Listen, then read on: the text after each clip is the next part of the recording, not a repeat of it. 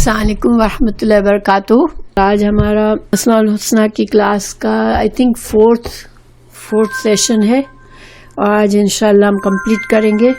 ویسے تو جب کسی کام کو شروع کرو تو احساس ہوتا ہے کہ اتنا کچھ کیا جا سکتا ہے اور اتنا کچھ ہمیں نہیں معلوم ہے کہ لگتا ہے کہ ہمیں کچھ بھی نہیں معلوم، لیکن انشاءاللہ اس کام کو میں مزید کروں گی۔ انشاءاللہ میرا ارادہ ہے کہ آئندہ کبھی جو قرآن میں آیات کے آخر میں اللہ سبحانہ تعالیٰ فرماتے ہیں اللہ تعالیٰ غفور الرحیم ہے، اللہ تعالیٰ علیم الخبیر ہے، اللہ تعالیٰ حمید اور مجید ہے، اس طرح سے جو دو اور یا سے زیادہ اللہ سبحانہ تعالیٰ اپنی صفات کو جمع کرتے ہیں کسی آیت کے آخر میں، اس میں انشاءاللہ بہت سی حکمتیں ہوتی ہیں اور بہت کچھ سیکھنے کا ہوتا ہے۔ تو اللہ نے مجھے توفیق دی تو آگے میں یہ بھی کروں گی انشاءاللہ۔ تو ابھی کے لیے آج تک جتنا میں نے زیادہ تر ناموں پر زور دیا ہے، ان کے معنوں پر، میننگز پر کیا ہے، اور جیسے میں نے آپ کو بتایا تھا کہ اللہ سبحانہ تعالیٰ کے صرف 99 نام نہیں ہے، اللہ سبحانہ تعالیٰ کے قرآن اور حدیث میں بھی اس سے کہیں زیادہ نام ہے، 99 سے زیادہ نام ہے، اور باقی اللہ سبحانہ تعالیٰ ہی جانتے ہیں کہ اللہ کے کتنے نام ہیں، کیونکہ ایک دعا سے ہمیں پتہ چلتا ہے، آپ صلی اللہ علیہ وسلم کی ایک دعا سے، کہ اللہ کے ناموں کا ہم بندوں کو صحیح طرح سے پتہ نہیں ہے کہ کتنے نام ہیں۔ تو پھر 99 نام کا جو حدیث ہے اس کو ہم کیسے سمجھیں؟ تو دیکھیں، حدیث میں ہمیں یہ کہا گیا ہے کہ جس نے 99 نام یاد کر لیے وہ اس کے لیے جنت ہے۔ تو واللہ عالم، اس سے ہم یہ سمجھ سکتے ہیں کہ اللہ سبحانہ تعالیٰ قرآن اور حدیث میں اگر انسان اپنی طرف سے کوشش کرتا ہے، ڈھونڈتا ہے اور کم از کم 99 نام یاد کر لیتا ہے اور ان کو سمجھ لیتا ہے، تو اللہ سبحانہ تعالیٰ اس کے لیے جنت کا وعدہ کرتے ہیں، کیونکہ تمام علماء کا یہی یقین ہے کہ اللہ سبحانہ تعالیٰ کے اس سے زیادہ نام ہیں قرآن میں۔ تو میں نے بھی جب دیکھنا شروع کیا تو چونکہ میں بغیر دلیل کے کوئی نام نہیں لے رہی ہوں، میں جو بھی نام ہے ان کے پیچھے کون سی آیت ہے وہ بھی میں نکال رہی ہوں، اور ان کے پیچھے کون سی، اگر قرآن سے نہیں اور حدیث سے ثابت ہے تو کون سی حدیث ہے اس کے پیچھے، میں ان کو بھی نکال رہی ہوں، اور صحیح احادیث کو بھی دیکھ رہی ہوں کہ صحیح احادیث سے کون سے نام ثابت ہیں۔ تو مجھے خود 99 نہیں بلکہ شاید 104 یا 5 نام تو میں ابھی تک ڈھونڈ چکی ہوں۔ تو ہمیں ان سب کو جو بھی مجھے ملے ان سب کو پڑھ لیں گے انشاءاللہ، اور دعا کریں گے کہ اللہ سبحانہ تعالیٰ ان میں سے اللہ سبحانہ تعالیٰ جو پسند کرے ہمارے لیے، کہ ہم کیونکہ اللہ کے ساری صفات، سارے نام اچھے ہیں، اسماء الحسنہ اللہ نے خوب ان سے کہا کہ سب اچھے اچھے نام ہیں۔ تو انشاءاللہ ہم اسی امید پر ہم ان سب ناموں کو پڑھ لیں گے اور ان کو یاد کرنے کی کوشش کریں گے، باقی اجر دینا اللہ سبحانہ تعالیٰ کے ہاتھ میں ہے۔ اور چونکہ جو حدیث میں 99 نام لکھ کر بھیج دیے گئے ہیں وہ صحیح حدیث سے ثابت نہیں ہے، اس پر سارے علماء جو ہے، موسٹلی علماء اس پر ایگری کرتے ہیں کہ یہ ضعیف حدیث ہے، اور جس راوی نے یہ نام خود سے اپنی طرف سے لسٹ بنا کے آپ صلی اللہ علیہ وسلم کی حدیث میں ایڈ کر دیے ہیں۔ تو چونکہ اسلام میں ہمیں یہ، چاہے ہماری نیت اچھی ہو کہ ہم کوئی کام لوگوں کے لیے اچھا کریں، مگر ہم اپنی طرف سے بنا کے رسول اللہ صلی اللہ علیہ وسلم کی طرف منسوب نہیں کر سکتے، یہ ہمیں اجازت نہیں ہے۔ اس وجہ سے اس لسٹ کو علماء، اس میں بہت سے نام ہیں جو میں نے ڈھونڈے، مگر کچھ نام اس میں جو ہے وہ میں نے قرآن میں مجھے نظر نہیں آئے، اس وجہ سے ہم بہتر ہے کہ ہم جو نام ہمیں قرآن کی آیت میں موجود ہے، ہمارے سامنے دلائل ہیں، تو ہم ان کو لیں، تو وہی ہمارے لیے کافی ہے انشاءاللہ۔ تو اب ہم شروع کرتے ہیں۔ ہم نے الودود پر پہنچے ہوئے تھے، تو اعوذ باللہ من الشیطان الرجیم، بسم اللہ الرحمن الرحیم۔ الودود. ودود جو ہے وہ روٹ ورڈ واو دال سے بنا ہوا ہے. ود ٹھیک ہے. ود کا کیا معنی ہوتا ہے کہ کسی چیز کی محبت اور اس کے ہونے کی تمنا کرنا. یعنی انسان کے دل میں کسی چیز کی اتنی جب محبت ہوتی ہے تو انسان کے دل میں ایک خواہش ہوتی ہے کہ اگر کسی انسان کی محبت ہے تو اس کو دیکھنے کو دل کرتا ہے. اگر کسی چیز کی محبت ہوتی ہے تو اس کو پانے کی خواہش ہوتی ہے کہ وہ چیز مجھے مل جائے. تو یہ جو خواہش ہے، یہ جو طلب ہے جو اپنی محبوب چیز کے لیے، اس کو ود کہتے ہیں. ٹھیک ہے. ہاں، ڈیزائر. ود جو ہے وہ ایسی محبت کے انسان کے اندر طلب ہو کہ مجھے میری پسند کی ہستی مل جائے، یا مجھے میری پسند کی چیز میرے ہاتھ میں آ جائے. تو کسی چیز سے محبت اور اس کے ہونے کی تمنا کرنا. مثلا کسی پیاری شخصیت کی ملاقات کی تمنا کرنا. اللہ تعالیٰ نے قرآن میں فرمایا وَجَعَلَ بَيْنَكُمْ مَوَدَّةً وَرَحْمَةً. یہ سورہ روم ہے. تو اس میں اللہ تعالیٰ نے عورت اور مرد کا جو رشتہ ہے، شوہر اور بیوی کا رشتہ، اس میں اللہ تعالیٰ کی طرف سے اللہ نے رحمت اور محبت ڈالی ہوئی ہے. دیکھیں یہ چیز غور طلب ہے کہ انسان اس چیز کے لیے اللہ سبحانہ تعالیٰ کا محتاج ہے کہ اللہ ہمارے دلوں میں آپس میں پیار رکھے. کیونکہ دنیا میں ہر انسان کے اندر خود غرضی ہے، اور اس خود غرضی کو اوور کم کرنا اور ایک دوسرے کے لیے پیار اور ہمدردی رکھنا، یہ اللہ سبحانہ تعالیٰ کے فضل سے ہوتا ہے. اور اللہ سبحانہ تعالیٰ کا فضل حاصل کرنے کے لیے آف کورس ہمیں اللہ کے احکامات کے لحاظ سے رہنا پڑتا ہے، اور ہمیں اپنے حقوق اور فرائض کا خیال رکھنا پڑتا ہے. اور اللہ سے ڈرتے ہوئے رہیں گے، اللہ کا تقویٰ کریں گے، تو اللہ سبحانہ تعالیٰ گھروں میں، دلوں میں ایک دوسرے کے محبت پیدا کر دیتا ہے. تو اللہ سبحانہ تعالیٰ سے دعا ہے کہ اللہ تعالیٰ ہم سب کے گھروں میں، اپنے شوہر اور بیویوں کے درمیان، سب مسلمان گھروں میں محبت اور نرمی اور ایک دوسرے کے لیے مہربانی پیدا کر دے. دیکھیں سب سے بڑی مشکل ہوتی ہے جب انسان کو اپنے گھر میں سکون نہیں ہوتا، اور سب سے بڑی آسانی یہ ہوتی ہے کہ انسان کا آپس میں اتنی محبت ہو کے پھر زندگی کے اپس اور ڈاؤن انسان آسانی سے ان کو ٹیکل کر لیتا ہے. تو اللہ سبحانہ تعالیٰ ہم چھوٹی چھوٹی باتوں پہ ہمارا تعلق خراب کر لیتے ہیں، اور چھوٹی چھوٹی باتوں میں ہم الجھ جاتے ہیں اپنے پارٹنر کی. لیکن اس چیز کو ہمیں اپنی اصلاح کرنی چاہیے تاکہ اللہ سبحانہ تعالیٰ کا وعدہ پورا ہو ہمارے لیے، اور ہمارے گھروں میں پیار محبت والا سکون والا ماحول ہو انشاءاللہ. آمین.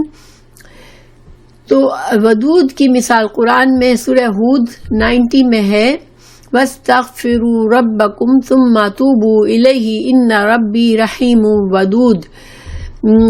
اللہ سبحانہ تعالیٰ نے حضرت شعیب علیہ السلام کو فرمایا کہ حضرت شعیب علیہ السلام نے اپنی قوم سے کہا تم اپنے رب سے استغفار کرو اور اس کی طرف جھک جاؤ، یقین مانو میرا رب بڑی مہربانی والا اور بہت محبت کرنے والا ہے.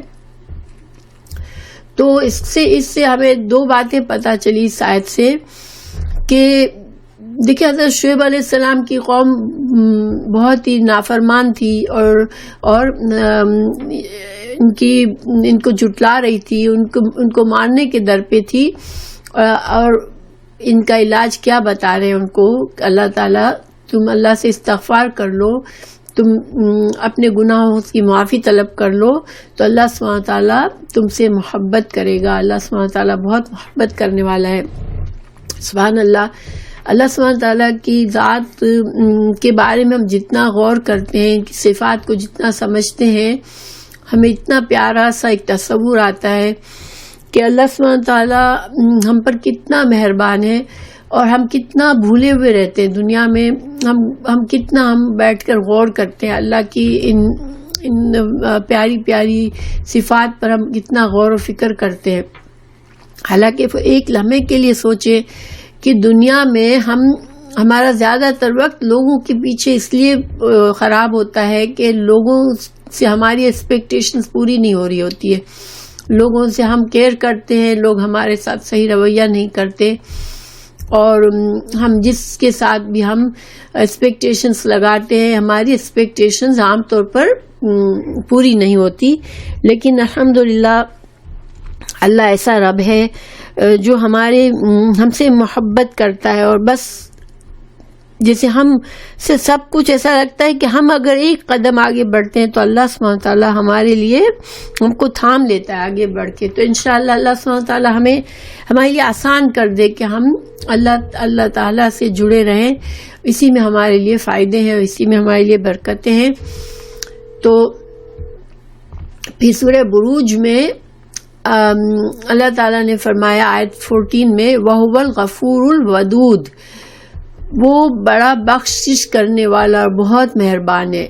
تو ان آیت سے پتہ چلتا ہے کہ اللہ کی محبت حاصل کرنے کے لیے ایمان کے ساتھ عاجزی والا رویہ اور کثرت سے استغفار کرنا چاہیے. ٹھیک ہے, انشاءاللہ آج کل کے جو حالات ہیں ہمیں اور زیادہ اللہ سبحانہ تعالیٰ کی طرف جھکنا چاہیے اور بڑھنا چاہیے تاکہ اللہ ہم سب کو محفوظ رکھے.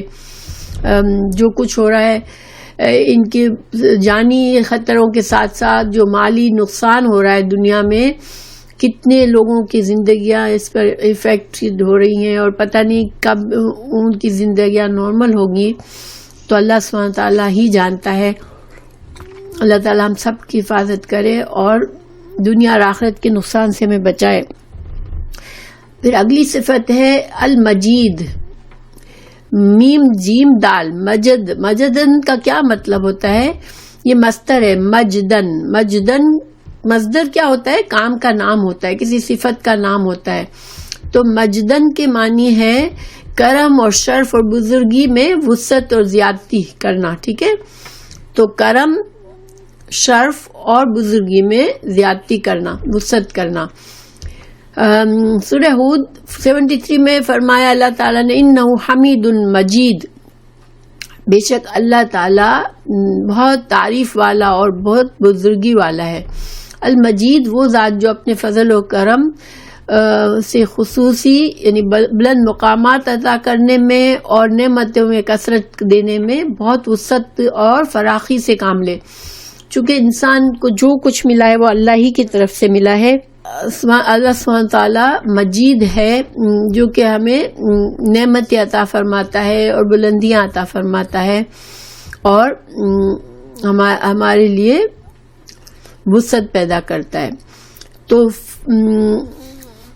سورہ بروج آیت 15 میں اللہ تعالیٰ کی صفت آئی ذو العرش المجید, عرش کا مالک عظمت والا ہے. اللہ سبحانہ تعالیٰ کا مجید ہونا اللہ کی وسعت, فیض اور کثرت اور سخاوت کے سبب سے ہے. ٹھیک ہے, تو اللہ کی تمجید کرنا, تمجید کرنا کا مطلب کیا ہے؟ جیسے تحمید کیا ہے؟ الحمدللہ کہنا. اسی طرح تمجید کرنا کیا ہے؟ المجید اللہ سبحانہ تعالیٰ کے المجید کی تعریف کرنا. تو تمجید کرنے سے مطلب اللہ کی صفات حسنہ کو بیان کرنا ہے. جب بندہ بیٹھ کے اللہ کی صفات پر غور کرتا ہے اور وہ اس کے دل سے اللہ سبحانہ تعالیٰ کی کسی صفت کو پکارتا ہے تو وہ تمجید ہے, اللہ سبحانہ تعالیٰ کی تعریف اور اس کے حسن صفات حسنہ کو بیان کرنا. اور اللہ سبحانہ تعالیٰ بھی بندوں کے ساتھ مجید ہے, یعنی اللہ تعالیٰ کی طرف سے بندوں کو اللہ تعالیٰ اپنے فضل سے اور کرم سے نوازتا ہے. یہ اللہ سبحانہ تعالیٰ کی صفت مجید ہے کہ ہمیں جو بھی اللہ کا فضل کے ہم محتاج ہیں. اللہ کا فضل اور کرم کیا ہوتی ہے؟ ایک عزت جو ہمیں اللہ نے دی ہے. ایک انسان کو اللہ تعالیٰ نے کرم دیا ہے اپنا, ساری مخلوق پر اس کو شرف دیا ہے, اور اسی طرح ہم کو اللہ سبحانہ تعالیٰ ہی اس قابل بناتا ہے کہ کسی کے نظر میں ہماری عزت ہو. تو پھر الفتح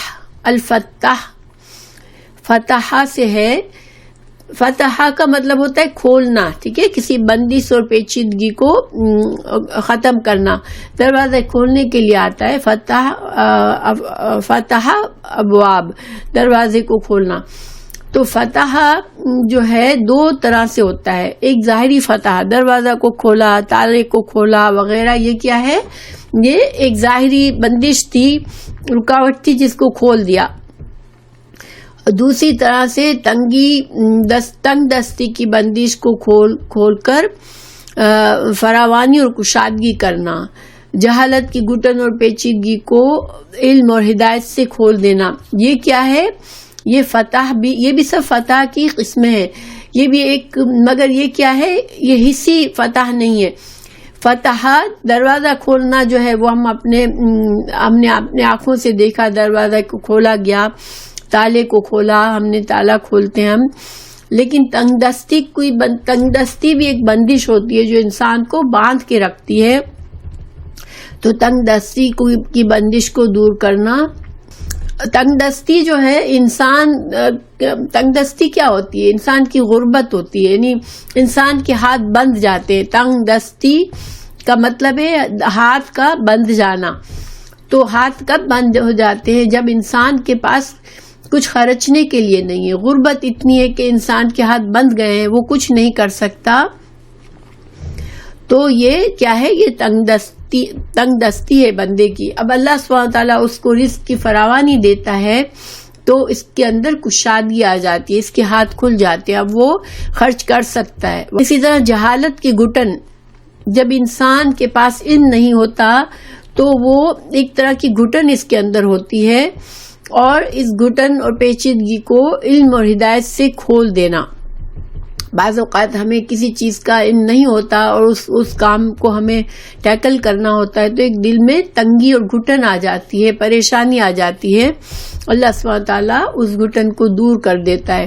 پھر غم سے اور پریشانی سے جکڑے ہوئے دل کو راحت اور سکون سے بھر دینا۔ دیکھیں، غم بھی ایک ایسی چیز ہے جو ہمارے دل کو ایسا باندھ دیتی ہے کہ اس وقت ہمیں کچھ اور سمجھ ہی نہیں آتی، ہمارا دل جیسے کسی چیز میں بند ہو گیا ہے کہ اب ہمیں اس وقت کسی اور چیز کے لیے گنجائش نہیں رہتی کہ ہم کسی کی طرف توجہ دیں یا کوئی کام میں ہم دھیان لگائیں۔ تو اس میں غم دور ہوتا ہے تو انسان کو راحت اور سکون آ جاتا ہے اور وہ اپنی نارمل زندگی گزارتا ہے۔ دیکھیں، آج کل ہم اگر دیکھیں، سبحان اللہ، بہت غور کرنے کے لیے آج کل ہمارے لیے ہے کہ دنیا کوئی ایک بندش میں آ گئی ہے، ساری دنیا جکڑ گئی ہے، کوئی اپنی جگہ سے موو نہیں ہو سکتا، لوگ اپنے گھروں میں بند ہو کے بیٹھے ہیں۔ تو یہ کیا ہے، یہ بھی ایک تنگی ہے، اور یہ ایک بہت بڑی تنگی ہے، جو ایسی تنگی ہے کہ انسان کو سوچنے پر مجبور کرتی ہے کہ یہ اللہ سبحانہ تعالیٰ کی طرف سے ایک نشانی ہے کہ انسانوں کو اپنے اندر جھانکنا ہے، اپنے اندر دیکھنا ہے کہ ہم کیا غلط کر رہے ہیں، ہم کہاں جا رہے ہیں۔ تو اور اللہ سے دعائیں مانگنی ہے کہ اللہ اس بندن کو، اس گھٹن کو دور کر دے، کیونکہ دیکھیں کوئی بھی ہمارے پاس یہ نہیں، پریڈکشنز لوگ کرتے رہے کچھ بھی، لیکن اللہ سب جب چاہے گا جب یہ بندش دور ہوگی، ورنہ نہ مسجد آباد نہیں ہوں گی، اور اللہ سبحانہ تعالیٰ کے حرم شریف کو ہم اداس، خاموش، بالکل خاموش پڑا ہوا ہے، مسجد خاموش ہے، رمضان کا مہینہ اوپر ہے، ہمیں نہیں پتا کہ یہ رمضان ہمارا کس طرح سے ہوگا۔ اللہ تعالیٰ ہمیں نصیب کرے رمضان، اور ایمان کے ساتھ نصیب کرے، لیکن یہ بھی ایک بہت بڑی گھٹن ہے، اور گھٹن اور تنگی کو دور کرنے کے لیے استغفار کرنا پڑتا ہے اللہ سے دعائیں کرنی پڑتی ہے۔ تو لوگوں کے درمیان جو تعلقات کی کشیدگی ہوتی ہے ان کو کھول کر دلوں کی تنگی دور کرنا اور ان کے درمیان صحیح فیصلے کرنا، اور پتہ نہیں اللہ ہی جانتا ہے، لیکن آج کل کے جو حالات ہیں مجھے لگتا ہے یہ لوگوں کے اندر اتنی فتنے تھے، اتنی لڑائیاں، اتنے فساد، اتنی جنگیں، کہ یہ ایک طرح سے سزا ہے کہ لوگوں کے اندر جو دلوں کی تنگی تھی، اللہ تعالیٰ نے ان کو باندھ دیا، ان کے حالات کو بھی تنگ کر دیا۔ تو اللہ سبحانہ تعالیٰ ہمارے لیے فراغت بنائے اور ہمارے لیے رحمت کا ذریعہ بنا دے۔ اللہ چاہے تو ہر بری سے بری چیز میں سے اللہ اپنی رحمت کا پہلو نکال دے ہمارے لیے. تو اللہ ہی بہتر جانتا ہے کہ بظاہر حالات کچھ بھی لگے لیکن اس میں کیا فائدے ہیں ہمارے لیے وہ اللہ ہی جانتا ہے. تو اللہ ہمارے لیے فائدے بنا دے. پھر جنگ میں بھی فتح کا لفظ جو ہے استعمال ہوتا ہے، کیونکہ جنگ جو ہے حق اور باطل کے درمیان جب صحیح فیصلہ ہوتا ہے، اللہ سبحانہ تعالیٰ جنگ میں فتح دے کر، حق کو فتح دے کر ایک فیصلہ کر دیتا ہے کہ یہ حق ہے اور وہ باطل تھا، اور آپس کے معاملات کے انصاف کے ساتھ فیصلہ کر دیتا ہے. اللہ اپنی صفت فتح، رحمت، وسعت اور نعمتوں کے دروازے کھولتا ہے. سورہ سبا میں وَهُوَ الْفَتَّاحُ الْعَلِيمُ اپنی ترجمہ ہے انہیں خبر دے دیجئے یا رسول اللہ کہ ہم سب کو ہمارا رب جمع کر کے پھر ہم میں فیصلہ سچے فیصلے چکانے والا ہے اور وہ دانا ہے. تو ایک تو فتح دنیا کے مشکلات کی ہے کہ آخرت میں فتح ہوگی جب تمام معاملات کھل کر سامنے آئیں گے اور انسانوں کے جو بھی معاملات ہیں ان کے فیصلے ہوں گے، انسانوں کا اللہ سے جو تعلق ہے اس کے فیصلے ہوں گے، تمام معاملات کے فیصلے ہو جائیں گے اس دن. تو اللہ فتح ہے، اللہ ہی کرے گا یہ فیصلہ. الشہید، شہدہ شین ہادہ، الشہادہ مصدر ہے کسی چیز کا مشاہدہ کرنا. مشاہدہ کا لفظ ہم اردو میں بولتے ہیں نا، شہادہ یعنی کسی چیز کو نہ آنکھوں سے دیکھنا یا پھر دل کی آنکھ سے دیکھنا. بصرہ اپنی بصر سے دیکھنا یا بصیرت سے دیکھنا، یہ کیا ہے؟ شہادہ، شہید ہونا. پھر اور شہادت بھی اسی سے اس لیے ہے کہ انسان جو ہے وہ اپنی اللہ سے اخلاص کی جو پوری طرح سے اس کی دلیل پیش کر دیتا ہے، اس کی شہادت دے دیتا ہے کہ واقعی میں اللہ پر ایمان رکھتا ہوں، اللہ کے لیے اپنی جان دے کر وہ ثبوت دے دیتا ہے. پھر صرف حاضر ہونے کے معنی میں بھی آتا ہے، یعنی کسی معاملے میں یا کسی وقت پر حاضر ہونا. دل کی بصیرت، جب انسان کو اللہ نے ایسی سمجھ دی ہو کہ وہ حالات اور واقعات کو دیکھ کر اس کے نتائج کو پہلے سے محسوس کر سکے. دیکھیں بہت سے لوگوں کے پاس یہ بصیرت ہوتی ہے کہ ان کو یہ نہیں کہ ان کو غیب کا علم ہوتا ہے، لیکن ان کو پتہ ہوتا ہے کہ یہ کام جو ہو رہا ہے وہ کہاں لے جائے گا ہم کو، یہ ہمارے لیے مصیبت ہوگی یا ہمارے لیے آسانی ہوگی. تو یہ بصیرت بھی اللہ کی طرف سے ہوتی ہے. پھر کسی واقعے سے سبق حاصل کر سکتا ہے انسان بصیرت کے ذریعے. قرآن میں سورہ سبا 47 وَهُوَ عَلَى كُلِّ شَيْءٍ شَهِيدٌ اللہ ہر چیز پر حاضر ہے اور خبر رکھتا ہے. سورہ آل عمران 98 میں وَاللَّهُ شَهِيدٌ عَلَى مَا تَعْمَلُونَ جو کچھ بھی تم کرتے ہو اللہ اس پر گواہ ہے. مطلب یہ کہ نہ صرف اللہ ہمارے اعمال کو دیکھ رہا ہے بلکہ اللہ سبحانہ تعالیٰ ہمارے اندر کی نیتوں کو، ارادوں کو بھی دیکھ رہا ہے کہ ہم یہ کام کیوں کر رہے ہیں. تو اللہ سبحانہ تعالیٰ کا معاملہ ہمارے ساتھ ایسے ہی ہے کہ ہمارا اندر باہر ہر چیز اللہ کو نظر آ رہی ہے. تو ہمیں اس سے کیا کرنا چاہیے کہ اگر ہم صحیح معنوں میں اللہ کی صفت شہید پر یقین رکھتے ہیں تو ہم اپنے اندر کا معاملہ اسی طرح صاف رکھیں، اپنے دل کو اسی طرح صاف کرنے کی کوشش کریں جس طرح ہم اپنے ظاہر کو صاف ستھرا رکھتے ہیں، اسی طرح ہم اپنے دل کو بھی صاف رکھیں انشاءاللہ. المقدم، قادمہ، قاف دال میم، قدم ہوتا ہے انسان کا پیر، جو انسان کا پاؤں قدم ہوتا ہے. تو القدم انسان کا پاؤں، قدم تو قدا پہلے سے کوئی کام کر چکا، یعنی قدم تو قضا کا مطلب کیا ہے کہ قضا یعنی کوئی چیز تو میں نے یہ کام کر کے پہلے سے بھیج دیا ہے. جب ہم کوئی کام آخرت کی نیت سے کرتے ہیں، کوئی عبادت کرتے ہیں جس کا ہمیں دنیا میں کوئی اجر نظر نہیں آ رہا ہوتا ہے، لیکن ہم کیا کر رہے ہوتے ہیں؟ ہم آگے بھیج رہے ہوتے ہیں، آخرت کے لیے، اپنے اجر و ثواب کے لیے بھیج رہے ہوتے ہیں. مقدم اللہ تعالیٰ کے اسماء الحسنی میں سے ہے آگے ہونا اور آگے کرنا. اللہ سبحانہ تعالیٰ جو ہے اپنے بندوں میں سے جسے چاہے اپنے ایسے مقام میں، درجات میں، عہدے میں اور مرتبے میں بلند کرتا ہے. المقدم المؤخر جو ہے وہ قرآن میں یہ صفات نہیں، بلکہ یہ صحیح حدیث میں ہے، بخاری کی یہ حدیث ہے۔ آپ صلی اللہ علیہ وسلم جب تہجد کے لیے نماز کی نیت باندھتے تھے تو آپ صلی اللہ علیہ وسلم جو اللہ اکبر کہنے کے بعد یہ دعا پڑھتے تھے، اللہم لک الحمد انت قیم السماوات والارض ومن فیہن ولک الحمد لک ملک السماوات والارض ومن فیہن ولک الحمد انت نور السماوات والارض ولک الحمد انت ملک السماوات والارض ولک الحمد انت الحق وعدک الحق ولقاؤک الحق وقولک الحق وجنت الحق والنار حق والنبیون حق ومحمد صلی اللہ علیہ وسلم حق والساعة حق اللہم لک اسلمت وبک آمنت وعلیک توکلت وإلیک انبت وبک خاصمت وإلیک حاکمت فاغفر لی ما قدمت ما اخرت ما اعلنت وما اسررت ما اعلنت انت المقدم وانت المؤخر لا الہ الا انت۔ تو اس کا ترجمہ ہے، الہی تیرے ہی لیے ساری تعریف ہے، زمین و آسمان میں جو کچھ ان میں سے ہے سب کو تو ہی قائم رکھنے والا ہے، تیرے لیے ساری تعریف ہے، زمین و آسمان اور جو کچھ اس میں ان میں ہے ان سب کی بادشاہی تیرے ہی لیے ہے، تیرے ہی لیے ساری تعریف ہے، تو ہی روشن کرنے والا ہے زمین و آسمان کو، تیرے ہی لیے ساری تعریف ہے، تو ہی بادشاہ ہے زمین و آسمان کا، تیرے ہی لیے ساری تعریف ہے، تو حق ہے اور دنیا اور آخرت کے متعلق تیرا وعدہ حق ہے، آخرت میں تیری ملاقات حق ہے، تیرا کلام حق ہے، جنت حق ہے، جہنم حق ہے، تمام انبیاء حق ہیں، محمد صلی اللہ علیہ وسلم حق ہیں، اور قیامت حق ہے۔ الہی میں تیرے سامنے جھک گیا، میں صرف تیرے ساتھ اب ایمان لایا، میں نے صرف تجھی پر بھروسہ کیا،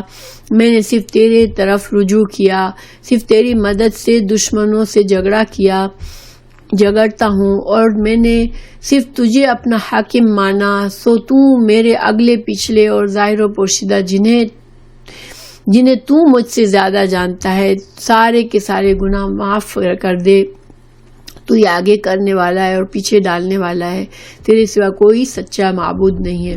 انشاءاللہ بہت اچھی دعا ہے، اور سچی بات ہے کہ صبح کا خاموشی کے وقت میں جب ہم یہ دعا پڑھتے ہیں تو بہت دل کو جیسے سکون اور اللہ سے بھروسہ ملتا ہے کہ اللہ تعالیٰ پر ہم توکل کر رہے ہیں۔ انشاءاللہ یہ صحیح بخاری میں ہے تہجد کے باب میں، تو ضرور اس کو یاد کریے گا انشاءاللہ، اور جب پڑھیں تو غور و فکر کر کے پڑھیے گا نماز میں انشاءاللہ، اور ویسے بھی اٹھتے ہی اگر پڑھیں تب بھی اچھی دعا ہے انشاءاللہ۔ ضروری نہیں ہے کہ جس وقت ہمیں بس ہمارے پاس دلیل ہے اسی وقت پڑھیں، کیونکہ اچھی اچھی دعائیں ہم کبھی بھی پڑھ سکتے ہیں۔ الملک، ملک میم لام کاف سے ہے بادشاہ، اور مقتدر قاف دال را قدرت والا۔ تو سورہ القمر میں آیت 54 اور 55 میں ہے، ان المتقین فی جنات و نہر فی مقعد صدق عند ملک مقتدر، یقیناً ہمارا ڈر رکھنے والے جنتوں میں اور نہروں میں ہوں گے، سچائی اور عزت کی بیٹھک میں مکمل قدرت والے بادشاہ کے پاس۔ کتنی خوبصورت بات ہے نا، دیکھیں کہ انسان دنیا میں اگر تھوڑی سی معمولی سی دنیا میں، مختصر دنیا میں اللہ کا تقوی ہم اختیار کر لیں انشاءاللہ، تو اللہ سبحانہ تعالیٰ کے پاس، اللہ تعالیٰ نے اللہ کے پاس جو ہے بادشاہ کے پاس، دنیا کے بادشاہوں کے پاس بیٹھنے کے لیے بھی انسان کے لیے بہت بڑی جیسے عزت اور شرف ہوتی ہے، دنیا جہان کے بادشاہ کے قریب بیٹھنا، سچائی اور عزت کی بیٹھک میں مکمل قدرت والے بادشاہ کے پاس۔ اللہ سبحانہ تعالیٰ ہمیں ان میں سے بنائے جن کو یہ صرف اللہ تعالیٰ دے گا انشاءاللہ، آمین۔ المسعر، المسعر، القابض، الباسط، الرازق، یہ چار اسماء حسنی میں نے ایک ساتھ اس لیے رکھے ہیں کہ یہ ایک ہی حدیث میں آئے ہیں۔ حضرت انس سے مرفوعاً ہے. یہ حدیث جو ہے ترمذی میں ہے اور یہ صحیح حدیث ہے. جامع ترمذی میں 1314 میں حضرت انس یہ حدیث ہے، ان اللہ هو المسعر القابض الباسط الرازق. اس کا یہ حدیث جو ہے اس کا بیک گراؤنڈ ہے تو اس کو سمجھنا ضروری ہے، ٹھیک ہے. کیونکہ یہ مسعر کا مطلب ہے قیمتیں فکس کر دینا، بازار میں فکس کر دینا کہ بس یہ آئٹم اتنے میں ہی ملے گا، یہ آئٹم اتنے میں ہی ملے گا. یعنی کہ بازار میں جو تجارت جو دکاندار ہیں ان کو کوئی حق نہ رہے، ان کو پہلے سے کوئی بادشاہ یا کوئی حکمران جو ہے وہ فکس کر دے قیمتیں کہ بس یہ قیمت اتنے کی ہے، اس سے زیادہ تم نہیں بیچ سکتے، یہ قیمت اس کی قیمت اتنے کی ہے، اس سے زیادہ نہیں بیچ سکتے. لیکن مسعر کا مطلب آگ بھڑکانے والا بھی ہے.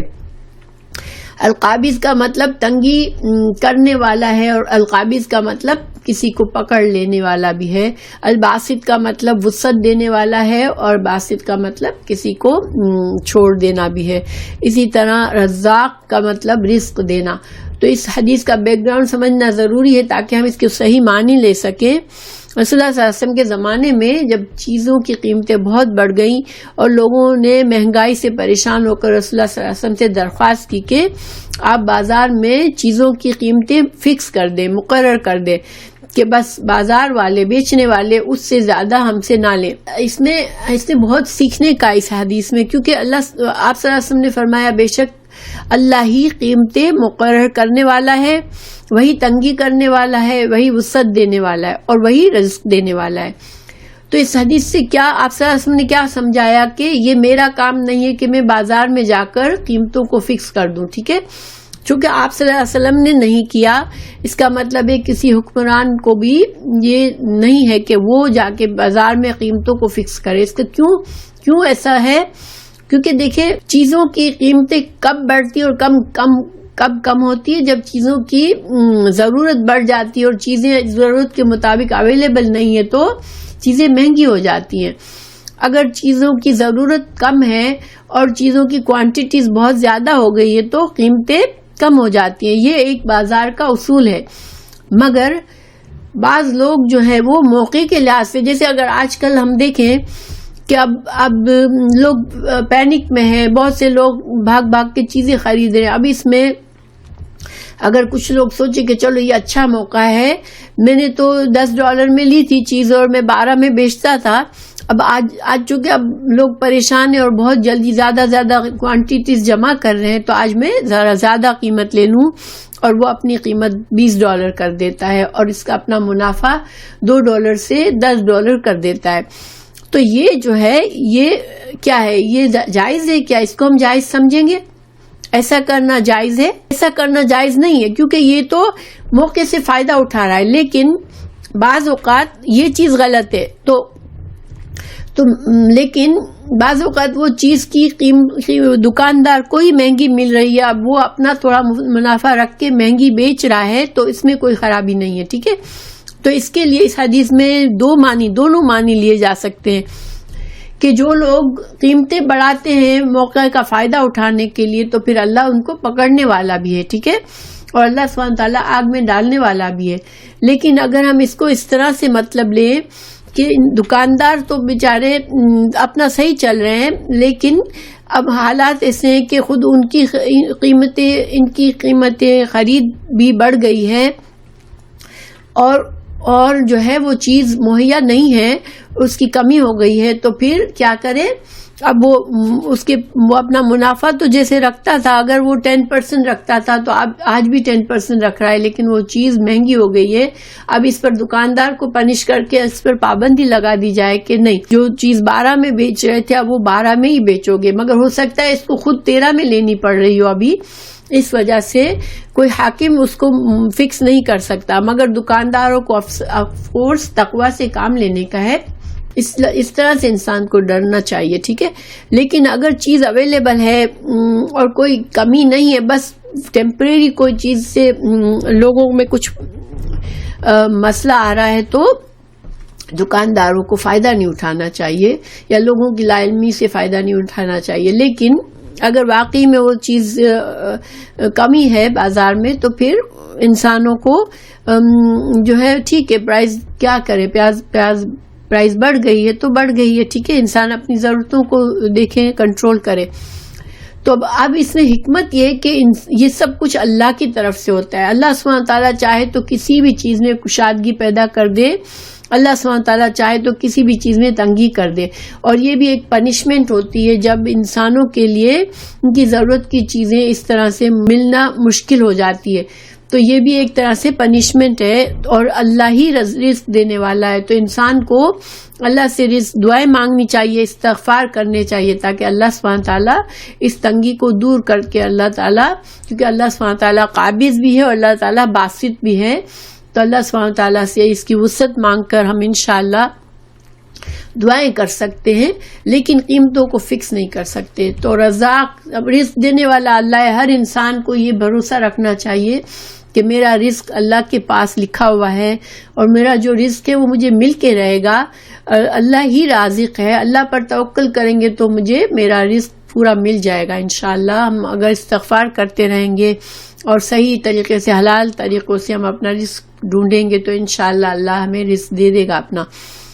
تو پھر آگے ہے الدیان، دیان دال یا نون، الدیان کا مطلب ہوتا ہے جیسے دانا یا دین و دین، ہمارا دین جو ہے لفظ دین کے 4 معنی ہم نے پڑھے تھے پہلے، بہت پہلے، تو اس میں ایک حساب لینا اور بدلہ دینا بھی اس کا مطلب ہوتا ہے کہ یوم الدین کیوں کہتے ہیں یوم الدین؟ اس لیے کہ اس دن حساب ہوگا اور بدلہ ہوگا، لوگوں کو اس کے اعمال کا بدلہ دیا جائے گا۔ تو الدیان، اس سے دین سے دیان بنا ہے، تو دیان جو ہے وہ فعال کے وزن پہ مبالغہ ہے اس میں، تو اللہ سبحانہ تعالیٰ ہی سب سے بڑا قاضی اور غلبے والا اور فیصلے کرنے والا ہے، اور حساب لینے والا ہے، بدلہ دینے والا ہے، ٹھیک ہے۔ تو ہمیں اللہ سبحانہ تعالیٰ کی صفت سے ہمیں یقین رکھنا چاہیے کہ جو کچھ بھی دنیا میں ہو رہا ہے، جو صحیح کر رہا ہے وہ غلط کر رہا ہے، جو بھی کوئی کر رہا ہے اس کو اس کا فیصلہ اللہ کرے گا اور اس کو اس کا حساب ملے گا۔ اللہ سبحانہ تعالیٰ ہمارے اعمال ناموں کو نیکیوں سے بھر دے اور ہمیں انشاءاللہ اس دن کی پکڑ سے بچا لے جب کہ لوگوں کا حساب لیا جائے گا، اور اللہ سبحانہ تعالیٰ ہمیں اچھا آسان حساب دے۔ اللہم حسبنا حسابا یسیرا، اللہم حسبنا حسابا یسیرا، آمین۔ تو ان عبداللہ بن انیس مرفوعا یحشر اللہ العباد فینا فینادیہم بصوت یسمعہ من بعد کما یسمعہ من قرب، ان الملک ان الدیان۔ اللہ سبحانہ تعالیٰ جمع کرے گا لوگوں کو قیامت کے دن، پھر ایک پکارا جائے گا، جس پکار کو دور دور کے لوگ بھی اسی طرح سنیں گے جیسے قریب کے لوگ سنیں گے، اور اللہ فرمائے گا میں بادشاہ ہوں، میں غلبے والا ہوں، میں حساب لینے والا ہوں، میں بدلہ دینے والا ہوں۔ تو یہ دیان کی صفت اللہ سبحانہ تعالیٰ کی ہے۔ اللہ تعالیٰ ہمیں آسان حساب کرے، اللہ سبحانہ تعالیٰ ہمیں ہمارے گناہوں کو معاف کر دے، ہمارے کوتاہیوں پر ہمیں پکڑے نہ، انشاءاللہ، آمین۔ پھر الشاکر، شاکر شین کافرہ، شکر کا لفظ ہم سمجھتے ہیں اور ہم استعمال کرتے ہیں۔ شکر کیا ہے کہ انسان جو ہے وہ جب کوئی نعمت ملے تو انسان کے دل میں بھی احساس ہو کہ مجھے یہ نعمت ملی ہے، اس کی زبان پر بھی شکر ہو کہ شکر ہے اللہ کا، اللہ نے مجھے یہ نعمت دی، اور اس کے پھر اعمال میں بھی ہو کہ انسان اللہ کے آگے اور جھک جائے، اپنی نعمت اللہ کی نعمتیں پا کر انسان اللہ کے سامنے اور عاجز ہو جائے۔ تو اللہ سبحانہ تعالیٰ کی صفت شکور ہم پڑھ چکے ہیں پہلے، شکور جو ہے وہ مبالغے کا صیغہ ہے، اور شاکر شکر کرنے والا، شاکر۔ تو بندہ جو ہوتا ہے جب شاکر ہوتا ہے تو وہ اللہ کی نعمتوں کو پہچانتا ہے، ان کا اعتراف کرتا ہے اور دل میں بھی، دل سے بھی اور اپنے رویے سے بھی شکر کا اظہار کرتا ہے، اللہ کی نعمتوں کو نافرمانی کے کاموں میں نہیں استعمال کرتا، یہ وہ بندہ شاکر ہوتا ہے جو اس طرح کا رویہ کرتا ہے۔ اللہ سبحانہ تعالیٰ شاکر ہونا کا کیا مطلب ہے کہ اللہ اپنے بندوں پر انعام کرتا ہے اور ان کی عبادت گزاری کی پوری پوری جزا دیتا ہے، یعنی کہ اللہ سبحانہ تعالیٰ قدردانی کرتا ہے۔ بندے اگر اللہ کے آگے جھکتے ہیں تو اللہ ان کی قدردانی کرتا ہے، یہ اللہ کا شاکر، صفت شاکر ہے۔ اللہ تعالیٰ نے فرمایا قرآن میں وَإِن شَكَرْتُمْ فَأَزِيدَكُمْ، اگر تم شکر کرو گے میرا تو میں تمہیں اور زیادہ نعمتیں دوں گا۔ تو سورہ نساء 47 میں تو ما یفعل اللہ بعذابکم، اللہ تم کو عذاب دے کر کیا کرے گا؟ ان شکرتم، اگر تم شکر کرو گے، وآمنتم اور ایمان لے آؤ گے، وکان اللہ شاکرا علیما، تو اللہ تو ہمیشہ سے قدردان ہے اور علم والا ہے۔ اللہ کے سامنے تمہاری کوئی چیز چھپی ہوئی نہیں ہے، تو تم نے اگر کوئی چھوٹی سے چھوٹی بھی نیکی کی یا چھوٹی سے چھوٹی اللہ کی نعمت کا شکر ادا کیا تو اللہ سبحانہ تعالیٰ جان لیتا ہے اور اللہ تعالیٰ قدردانی کرتا ہے۔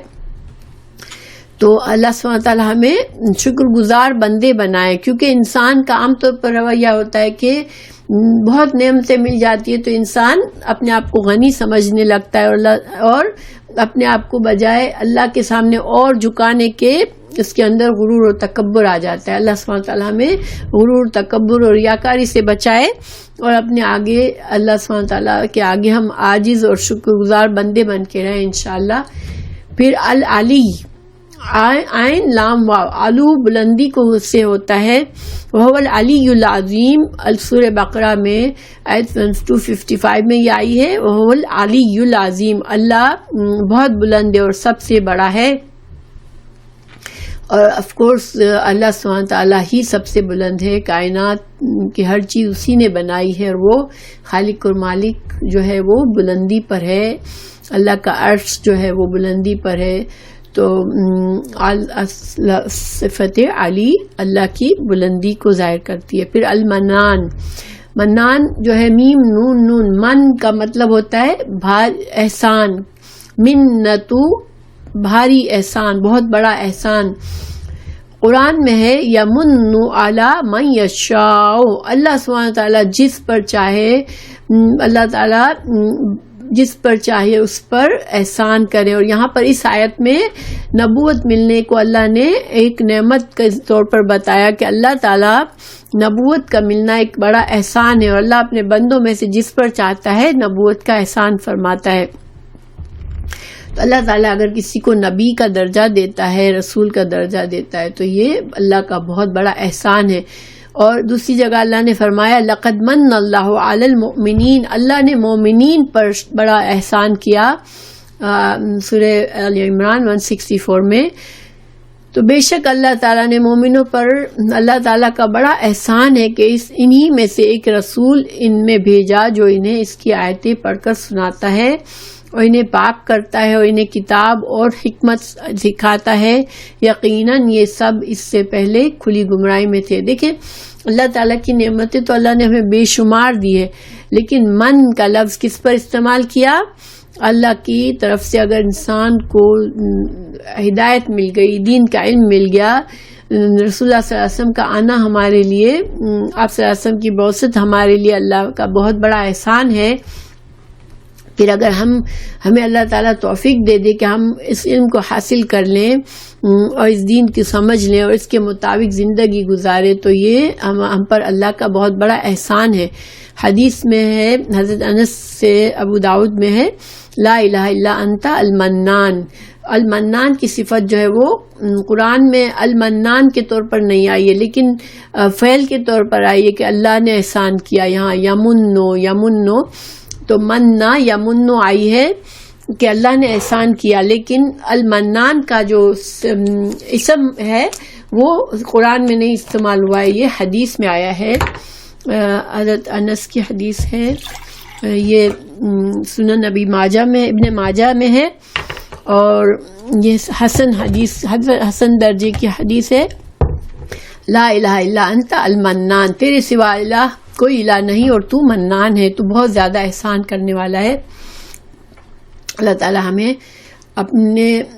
ہمیں اور ہم پر احسان کرے، ہم امت مسلمہ کو اس دین کی سمجھ دے، اس کی قدردانی دے اور اس دین پر چلنے والا بنائے، آمین۔ القادر، قدر قاف دال را، قدر سے ہے قدرت رکھنے والا۔ تو سورہ مرسلات میں اللہ تعالی نے فرمایا فقدرنا فنعم القادرین، ہم نے قدر مقرر کی اور ہم کتنے اچھے، بہت اچھے قدرت رکھنے والے ہیں۔ تو دیکھیں اللہ تعالیٰ نے انسان، یہ آیت کس اس میں آئی ہے کہ اللہ تعالیٰ نے انسان کو اس کی پیدائش یاد دلائی ہے سورہ مرسلات آیت نمبر 20 اور 23 میں۔ کیا ہم نے تمہیں ذلیل پانی سے پیدا نہیں کیا، پھر ہم نے اسے مضبوط اور محفوظ جگہ ماں کے رحم میں رکھا ایک مقرر وقت تک، پھر ہم نے اندازہ کیا، ہم اچھا اندازہ کرنے والے ہیں۔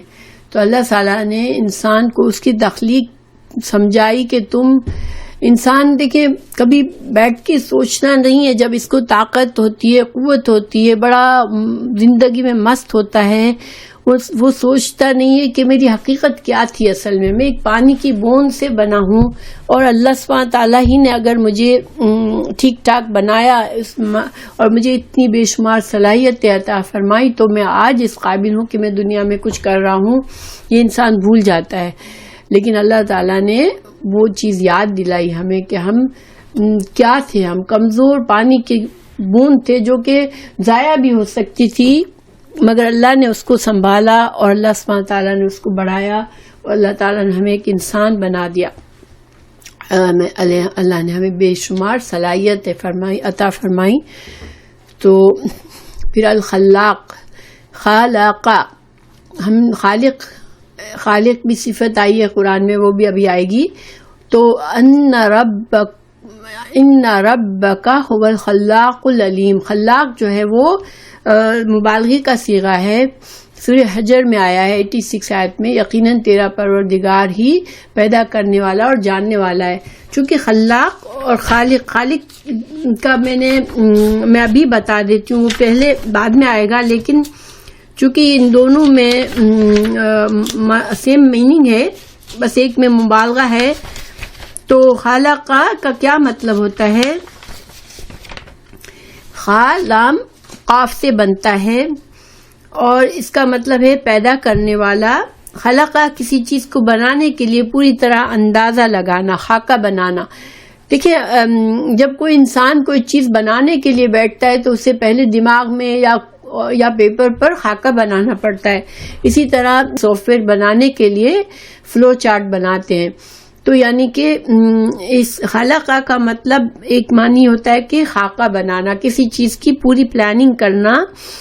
اس کا دوسرا معنی ہے کسی چیز کو بغیر مادے کے، بغیر کسی نمونے کے بنانا، یعنی کہ وہ چیز پہلے سے کوئی موجود نہیں تھی، ایک نئی چیز بنانا بغیر، سامنے کوئی نمونہ ہوتا ہے جب انسان بناتا ہے بعض اوقات، لیکن خلقہ کا معنی ہے کہ بغیر کوئی پریویس کوئی چیز تھی نہیں اور اس کو بالکل ایک نئی چیز بنانا۔ تو ظاہر نئی چیز کے لیے پھر خاکہ بنانا ہوتا ہے، انسان کو نمونہ بنانا ہوتا ہے۔ پھر اللہ تعالیٰ نے سورہ نحل میں فرمایا خلق السماوات والارض بالحق، اللہ تعالیٰ نے زمین اور آسمان کو حق کے ساتھ پیدا کیا۔ تو زمین اور آسمان کا خالق اللہ ہی ہے، یہ پہلے کسی نمونے کے بغیر اللہ نے با مقصد ان کی تخلیق فرمائی ہے۔ تو اللہ تعالیٰ نے ایک پہلے مقصد سوچا اس زمین کا، اس آسمان کا، ان کے کام، ان کو کس مقصد سے بنایا گیا ہے، کیا کام ہے ان کی وجہ سے کیا فائدے ہوں گے۔ پھر اللہ تعالیٰ نے زمین و آسمان کو بنایا۔ تو خلقہ جو ہے کبھی ایک چیز سے دوسری چیز بنانے میں بھی آتا ہے، جیسے کہ ایک چیز کے جو بنانے کی چیز اجزاء ہوتے ہیں اس سے بنانا، یعنی مثال کے طور پر انسان کو اللہ نے مٹی سے بنایا، تو گویا مٹی کو پہلے بنایا، پھر اس مٹی کو استعمال کر کے اس کو شکل بنا کر انسان بنایا۔ تو اللہ تعالیٰ نے سورہ نحل میں فرمایا، سورہ آیت 4، خلق الانسان من نطفۃ، کہ اللہ نے انسان کو نطفہ سے پیدا کیا۔ سورہ حشر 24 میں فرمایا هو اللہ خالق، وہ اللہ ہی خالق ہے۔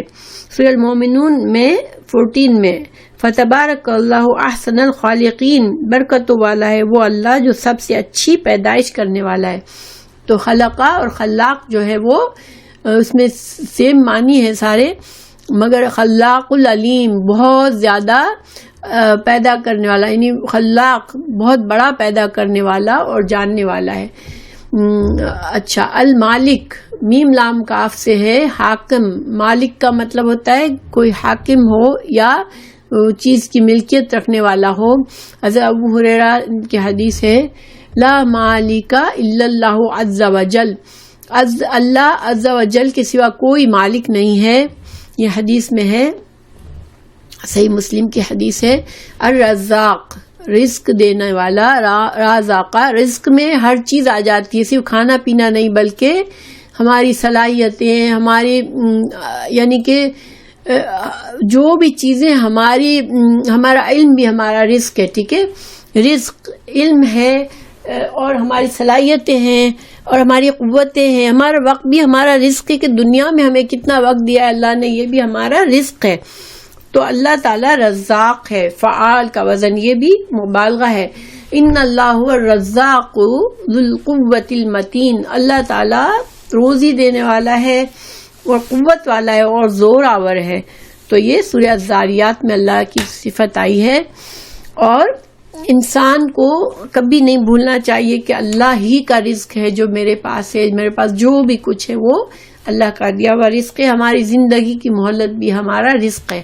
تو اللہ سبحانہ تعالیٰ ہمیشہ ہمارا رزق برکت والا بنائے کہ ہم اس سے زیادہ ہم اللہ کے قربت حاصل کر سکیں اور اس رزق سے ہم فائدہ اٹھائیں، اپنے جسم میں بھی اللہ تعالیٰ ہماری قوتیں دے، ہماری صلاحیتوں میں برکت دے کہ ہم اس دنیا سے جب رخصت ہو تو انشاءاللہ آخرت کی بہترین جزا بھی کما سکیں انشاءاللہ۔ پھر وکیل، واو کاف لام، وکلا، جس پر بھروسہ کیا جائے، توکل کی جائے، توکل کا ورڈ ہم اردو میں یوز کرتے ہیں۔ اور وکیل کو بھی وکیل اس لیے کہتے ہیں کہ قانونی معاملے میں ہم اس کی وہ ہماری طرف سے کورٹ میں ریپریزنٹ کرتا ہے، ہم اس پر بھروسہ کرتے ہیں کہ یہ ہمارے لیے ہمارا دفاع کر رہا ہے۔ اللہ ہی بندوں کا کارساز ہے، کارساز بھی وکیل کا مطلب کارساز بھی ہوتا ہے کہ ہمارے تمام معاملات کو سدھارتا ہے اللہ ہی۔ حسبنا اللہ و نعم الوکیل، ہم کو اللہ ہی کافی اور بہت اچھا کارساز ہے۔ یہ تسبیح بہت زیادہ پڑھیں آج کل، اس لیے کہ ہم ویسے ہی اللہ ہی پر ہمیں بھروسہ کرنا چاہیے، لیکن انشاءاللہ اللہ ہی ہمارے کام آئے گا، اور اللہ ہی ہمارے دلوں کی گھبراہٹ کو دور کر سکتا ہے، اللہ ہی ہماری پریشانیوں کو سے ہمیں بچا سکتا ہے، بیماریوں سے بچا سکتا ہے۔ پھر الرقیب، رقبہ نگران، وکان اللہ علی کل شیء رقیبا، رقبہ جو ہے نا گردن کو کہتے ہیں، گردن کے پیچھے حصے کو، ٹھیک ہے، تو کیونکہ گردن پر کسی کی نظر ہوتی ہے انسان کی، اسی طرح جو قرآن میں غلام کو بھی چھڑانا تو رقبہ، فق رقبہ، غلام کو آزاد کرنے کے لیے آتا ہے، تو رقبہ نگران، ظاہر ہے کہ جس کی گردن کسی کے ہاتھ میں ہو وہ اس پر نگران ہوتا ہے۔ کان اللہ علی کل شیء رقیبا، اللہ تعالیٰ ہر چیز پر نگہبان ہے۔ ہم آزاد نہیں ہیں دنیا میں، ہمیں چاہے ہم سمجھے کہ ہم فری ہیں، ہم جو چاہے کریں، نہیں، ہماری گردنیں پکڑی ہوئی ہیں، ہم اللہ سبحانہ تعالیٰ کے قبضے میں ہیں، اللہ تعالیٰ جب چاہے جب ہماری اس مہلت کو پورا کر سکتا ہے۔ المحسن، حسن سے ہے، حاسن نون، حسن، حسن کا مطلب ہوتا ہے ہر خوشی کو اور ہر خوشی کن اور پسندیدہ چیز، جو انسان کی آنکھوں کو بھی اچھی لگے، خوبصورت لگے، اور جس کو سے انسان کو اچھی فیلنگ ہو، وہ حسن اخلاق، کسی کا اچھا اخلاق ہوتا ہے اس کو حسن اخلاق کہتے ہیں، جس سے انسان کو خوشی ملتی ہے، جن لوگوں سے مل کے انسان کو خوشی ہوتی ہے، انسان کا اخلاق اچھا ہوتا ہے تو وہ انسان پسندیدہ ہوتا ہے۔ اسی طرح کوئی اچھی شکل کی دیکھتے ہیں تو خوشی ہوتی ہے. دنیا میں جو اللہ نے خوبصورت خوبصورت چیزیں بنائی ہیں ان سے انسان کو پسندیدہ اور خوشی محسوس ہوتی ہے. حدیث میں ہے شداد بن اوس کی حدیث ہے مرفوعاً صحیح الجامع، ان اللہ محسن یحب الاحسان. اللہ سبحانہ تعالیٰ جو ہے وہ احسان کرنے والا ہے اور بندوں میں بھی وہ احسان کی صفت پسند کرتا ہے. اللہ محسنین کو پسند فرماتا ہے. ان اللہ یحب المحسنین سورہ بقرہ میں ہے 195 میں کہ اللہ محسنین سے محبت کرتا ہے. اللہ تعالیٰ نیکیوں کو اور نیکیوں کو حسنات کہتے ہیں کیونکہ نیکیاں اچھی چیزیں، اس کا رزلٹ بھی اچھا ہے. تو اللہ تعالیٰ نیکیاں کرنے والوں کو دوست رکھتا ہے. پھر دوسری جگہ اللہ نے فرمایا للذین احسنوا فی ہذہ الدنیا حسنۃ، جنہوں نے اس دنیا میں نیکیاں کی اور بھلائی کی ان کے لیے بھلائی ہے، آخرت میں بھی ان کے لیے للذین احسنوا فی ہذہ الدنیا حسنۃ، یعنی جنہوں نے دنیا میں نیکی بھلائی کی ان کے لیے آخرت میں بھی حسنت ہے. دنیا اور آخرت میں اللہ تعالیٰ ان کے ساتھ احسان کرے گا. تو جب اللہ تعالیٰ ہمارے ساتھ احسان کرتا ہے تو ہمیں بندوں کے ساتھ اور اللہ کے ساتھ احسان کا رویہ ہم کیسے کریں؟ تو اللہ کے ساتھ احسان کے لیے سورہ حدیث جبریل میں ہے کہ تو اس طرح سے عبادت کر جیسے تو اللہ کو دیکھ رہا ہے، اور اگر تو دیکھ نہیں رہا تو سمجھ لے کہ اللہ تجھے دیکھ رہا ہے. تو یہ احسان ہے کہ ہم بہترین طریقے سے اللہ کی عبادت کریں، جیسے اللہ ہمارے سامنے ہے، ہم اللہ کو دیکھ رہے ہیں اور ہم اللہ کی رضا کے کام کر رہے ہیں. تو یہ اللہ کے ساتھ عبادات میں احسان ہے. بندوں کے ساتھ احسان یہ کہ کسی کو کسی کے حق سے زیادہ دینا یہ احسان ہے. تو اگر ہم سمجھتے ہیں کہ فلاں نے میرے ساتھ یہ کام کیا، فلاں نے میرے ساتھ یہ کیا، تو ہم اس سے بہتر ہو کر اس کے ساتھ رویہ کریں انشاءاللہ. تو یہ احسان کا رویہ ہے. الشافی شین فایا الشفا، شفا ہے، شفا من المرض، بیماری سے شفا حاصل کرنا، یعنی کہ بیماری کا دور ہو جانا. حدیث میں ہے حضرت عائشہ رضی اللہ عنہا کی بخاری کی حدیث ہے اشفی انت الشافی، پوری دعا ہے اذهب البأس رب الناس واشفی انت الشافی لا شفاء الا شفاءک شفاء لا یغادر سقما. یا اللہ تو اذهب البأس، تو ہماری بیماری کو دور کر لے. اذهب البأس وانت الشافی، اور تو شافی ہے. لا شفاء، تیرے علاوہ کوئی شفا نہیں ہے.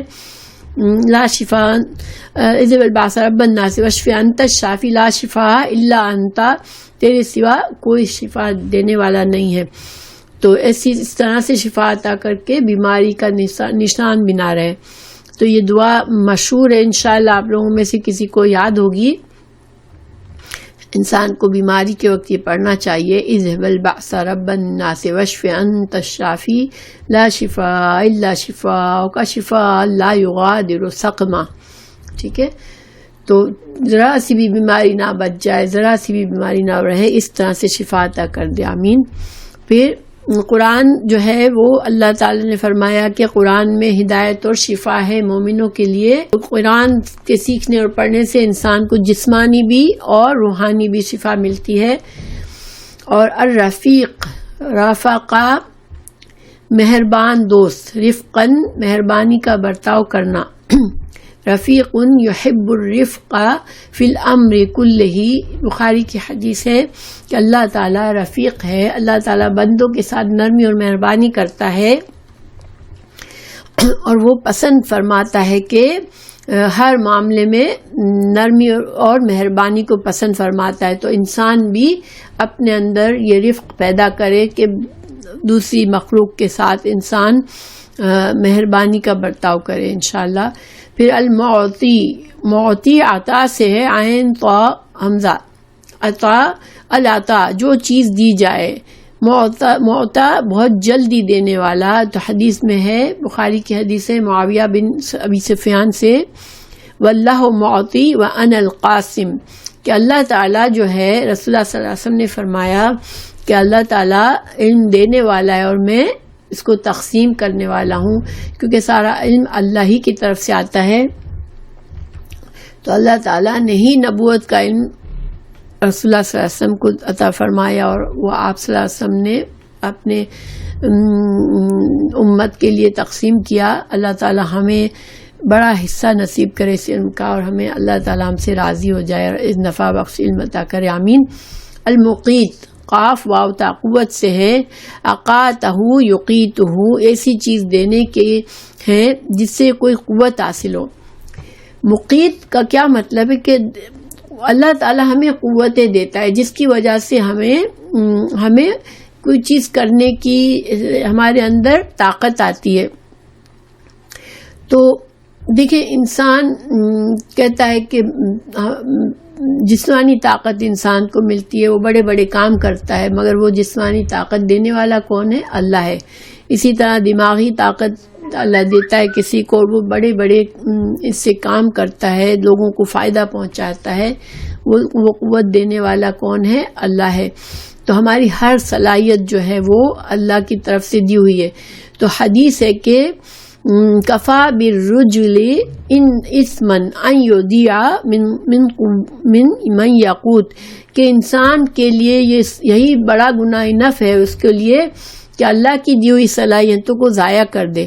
یعنی اللہ سبحانہ تعالیٰ نے ہمیں قوتیں اور صلاحیتیں کیوں دی ہیں؟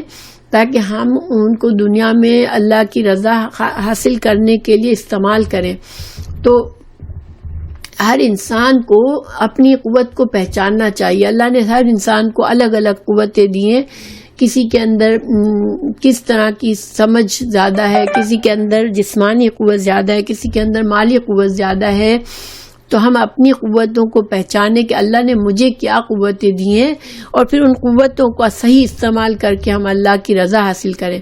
اگر ہم یہ نہیں کرتے تو یہ گناہ ہے، یعنی ہماری جو نعمتیں ہمیں ملی ہوئی ہے اس کا حساب دینا ہے ہمیں۔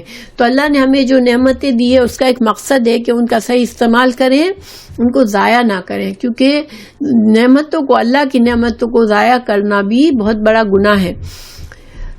اللہ سبحانہ تعالیٰ ہمیں اسراف سے بچائے اور اپنی نعمتوں کی قدر کرنے والا بنائے، اور ہمیں پہچان دے کہ ہمارے اندر کیا صلاحیتیں اللہ نے رکھ دی ہیں، کیونکہ بعض اوقات انسان اتنا غافل ہوتا ہے کہ اس کو اپنی صلاحیتوں کا بھی پتہ نہیں ہوتا۔ تو اللہ تعالیٰ ہمیں سب سے پہلے یہ احساس دے کہ ہمارے اندر ہے کیا صلاحیت، پھر اس صلاحیت کو اچھی طرح استعمال کرنے کی توفیق دے، آمین۔ اور اللہ تعالیٰ ہم ان صلاحیتوں کے ذریعے اللہ کو خوش کر لینا کہ گناہ کمائیں۔ اللہ کی صفت المقیت، اللہ ہر چیز پر قدرت رکھنے والا ہے، یعنی اللہ ہر چیز کی حفاظت کرتا ہے اور اسے روزی دیتا ہے۔ تو اللہ سبحانہ تعالیٰ نے اپنی مخلوق کو جو ہے وہ یہ جو بھی کچھ دیا ہے اللہ تعالیٰ نے روزی اور صلاحیتیں، اور یہ اللہ تعالیٰ کی صفت مقیت ہے کہ اللہ اپنی قدرت سے سب کو دیتا ہے۔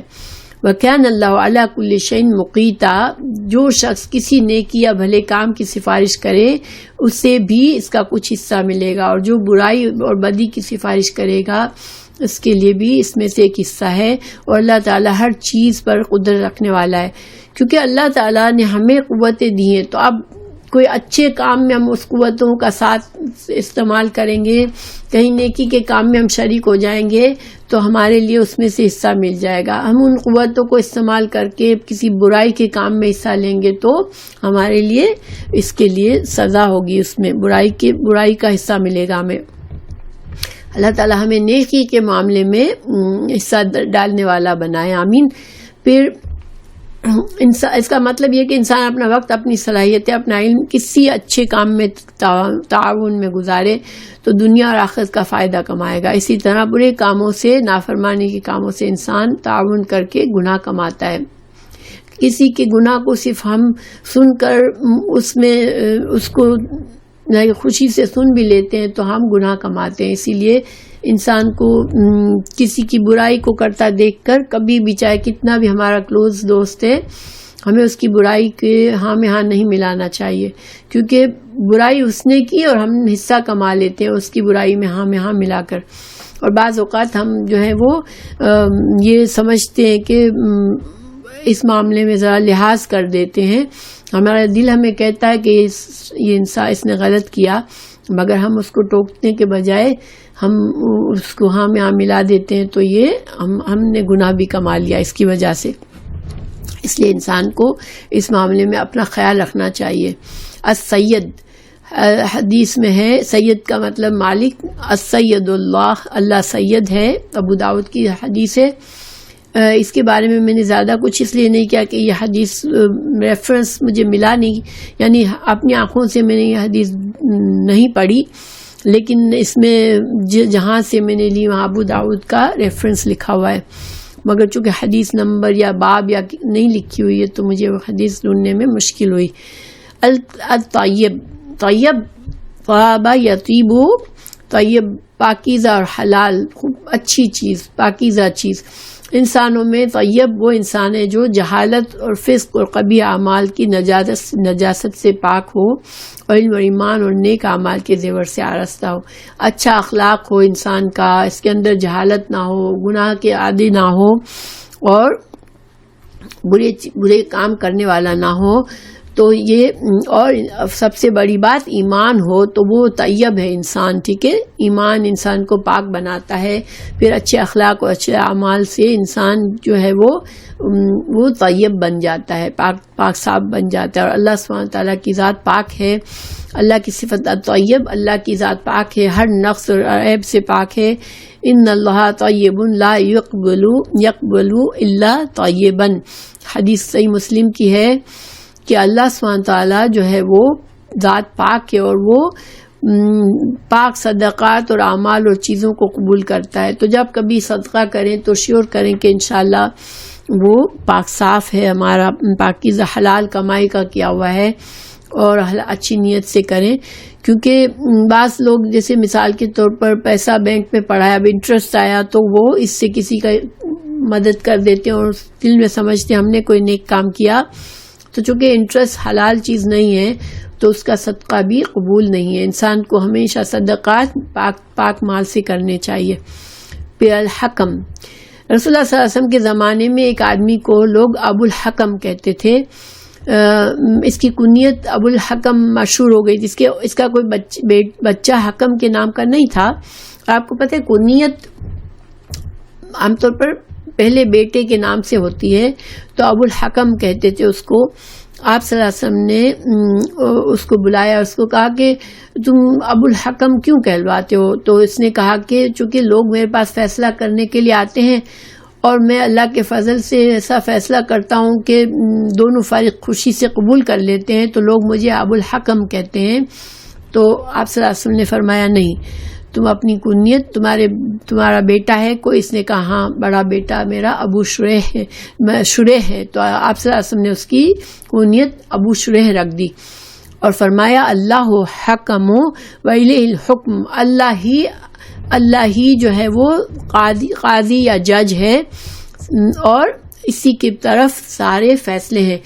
تو ابو الحکم جو ہے وہ اللہ نے اس کے لیے پسند، رسول اللہ صلی اللہ علیہ وسلم نے پسند نہیں فرمایا، اس کا کنیت بدل دی، کیونکہ سارے فیصلے جو ہے وہ اللہ سبحانہ تعالیٰ ہی کے ہاتھ میں ہے. اور ابو الحکم کا ترجمہ یہ ہوا کہ باپ، یعنی کہ فیصلہ کرنے والوں کا باپ. تو یہ نام پسندیدہ نہیں تھا، تو اس کو آپ صلی اللہ علیہ وسلم نے بدل دیا.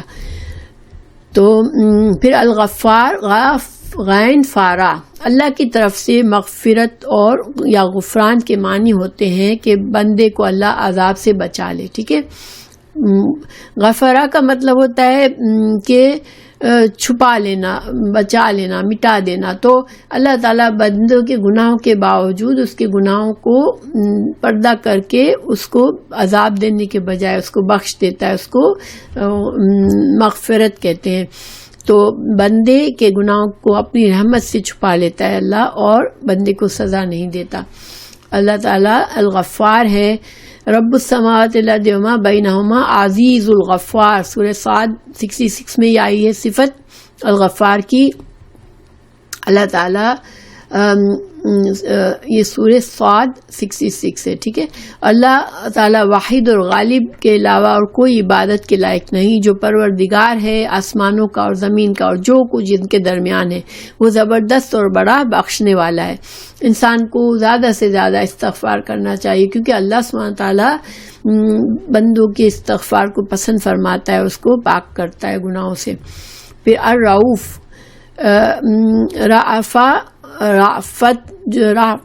رأفتوں کا مطلب ہوتا ہے شفقت اور رحمت کرنا۔ تو ان اللہ رؤوف الرحیم، سورہ نور میں آیت 20 میں، بے شک اللہ تعالیٰ بڑی شفقت رکھنے والا ہے۔ اللہ تعالیٰ بندوں کے ساتھ ساتھ محبت کرتا ہے اور رحمت اور شفقت کرتا ہے۔ اور باپ کو بھی شفیق اسی لیے کہتے ہیں کہ باپ کو اپنی اولاد کے ساتھ باپ جو ہے وہ شفقت سے کام لیتا ہے۔ اللہ سبحانہ تعالیٰ اپنی مخلوق کے ساتھ بہت شفقت سے کام لیتا ہے، تو ہمیں بھی